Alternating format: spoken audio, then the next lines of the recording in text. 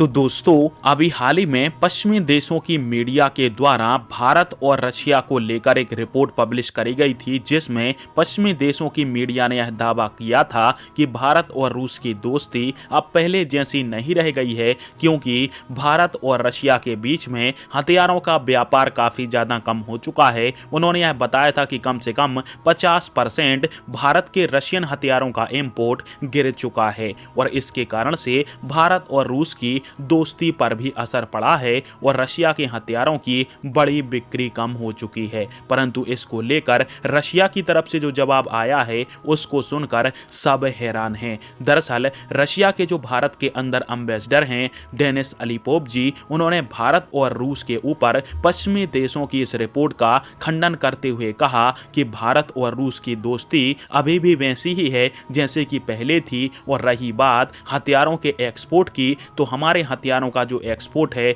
वो भारत को कम नहीं हुआ है, बल्कि हम भारत के लिए अपने हथियारों की तकनीक देने में ज़्यादा भरोसा रखते हैं। भारत पहले ही 300 से भी ज़्यादा की संख्या में सुखोई 30 MKI बना चुका है। इसके अलावा 1000 से भी ज़्यादा की संख्या में T-90 टैंकों को भारत ने खुद बनाया है भारत के अंदर। और यह सबसे बड़ा उदाहरण है भारत और रूस की मजबूत दोस्ती का, क्योंकि हम हथियारों को बेचने से ज़्यादा तकनीकी हस्तांतरण करने पर ज़्यादा जोर देते हैं। और स्क्रीन के ऊपर आप सभी आर्टिकल भी देख सकते हो जिसमें यह सारी जानकारी दी गई है। साथ में रशियन राजदूत ने यह भी कहा कि मैं पश्चिमी देशों को चुनौती देता हूं कि जो भी भारत के साथ वो डिफेंस डील करते हैं उनमें रशिया की तरह पश्चिमी देश कभी भी तकनीकी हस्तांतरण नहीं कर पाएंगे, क्योंकि पश्चिमी देशों को केवल हथियार बेचने से मतलब है। भारत के साथ संबंध और दोस्ती का उनके ऊपर कोई फर्क नहीं पड़ता है। हालांकि अब आप सभी बताइए कि रशिया क्या भारत के साथ जो तकनीकी हस्तांतरण करता है उसके कारण से क्या भारत को अपने पुराने दोस्त रशिया के ऊपर ज्यादा भरोसा रखना चाहिए